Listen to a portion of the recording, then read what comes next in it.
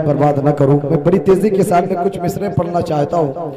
सिर्फ आपकी जिम्मेदारी है कि आप सुभान अल्लाह बोलते रहे। कि शायर कहता है कि कभी भी हाथ न फैले ये दुनियादार के आगे, अगर फैले चले अहमद मुख्तार के आगे, हिफाजत में लगे सिद्दीक ताकि तीर न पहुंचे, कभी दाएं कभी बाएं कभी सरकार के आगे। मैंने 4 मिसरा कहा लेकिन आपसे सुभान अल्लाह बोलने के लिए नहीं कहा। लेकिन ये आखिरी मिसरा ऐसा है कि आप सोचेंगे कि मैं खामोश रहूं लेकिन आपका दिल जरूर सुभान अल्लाह बोलेगा। बिलखुसूस तमाम तरह उलमाए किराम की दुआ लेते हुए पढ़ता हूं। मैं अपने इमाम की बारगाह में पढ़ता हूं।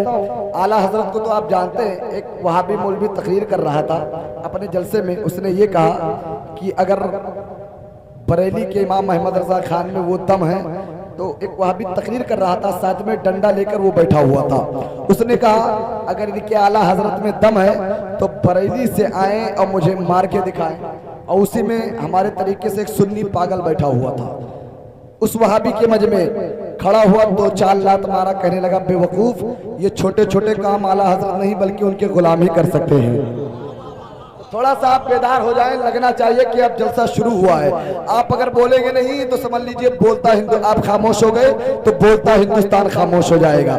मैं पढ़ता हूं, सुने कि कभी भी हाथ ना फैले ये दुनियादार के आगे, जो बोलते नहीं वो बीमार लगने लगते हैं, ठीक होकर भी वो बेकार लगने लगते हैं। सुनो जनाब, हमारा ताल्लुक है उस कबीले से जहां गुलाम भी सरदार लगने लगते हैं। अल्लाह ने जुबान दिया है तो थोड़ा सा आप बोले कि कभी भी हाथ ना फैले। हाँ, ये सब काम करना हो तो जल्दी जल्दी आया करो माशाअल्लाह। हाँ, ऐसे आते रहे माशाअल्लाह। माइक किसी को नहीं मिलेगा, मैं कुल ठेका लेके बैठा हूँ माशाअल्लाह। हाँ, जो ला रहे हैं जल्दी जल्दी लाइए माशाअल्लाह। मैं शेर पढ़ता हूँ, सुने।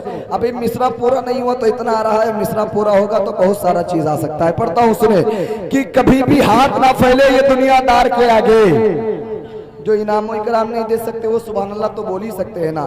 कभी भी हाथ ना फैले ये दुनियादार के आगे, अगर फैले तो फैले अहमद मुख्तार के आगे, हिफाजत में लगे सिद्दीक ताकि तीर न पहुंचे, कभी दाएं कभी बाएं कभी सरकार के आगे।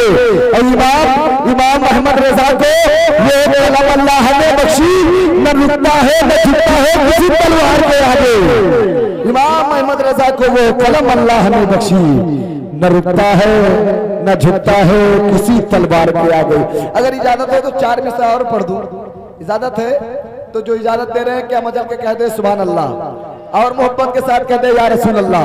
अब बिला ताखीर में मिसरा पढ़ता हूं, सुने। आपको सिर्फ सुभान अल्लाह बोलना है। कि शायर कहता है कि गौस को वालिए जिलान कहा जाता है, ख्वाजा को हिंद का सुल्तान कहा जाता है।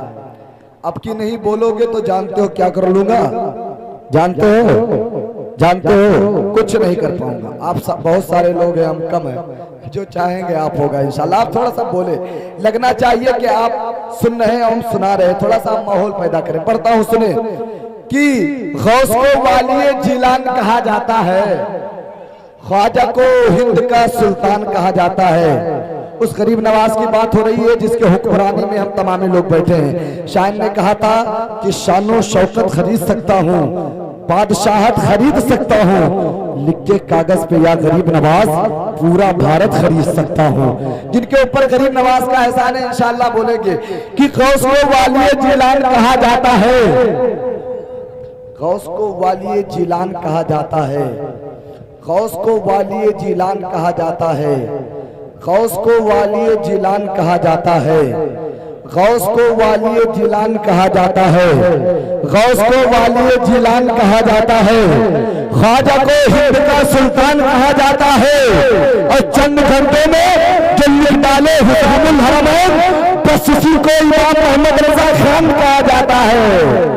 चंद घंटों में जो लिख डाले हुसामुल हरमैन, बस उसी को इमाम मोहम्मद रजा खान कहा जाता है। हमारे बीच एक अच्छी आवाज के मालिक, दूर दराज से आए हुए मेहमान, शाहकार तरन्नुम बुलबुल बागी मदीना। एक ऐसा लहजा है कि सुनने के बाद आप परसों नहीं बल्कि बरसों तक याद किया करोगे।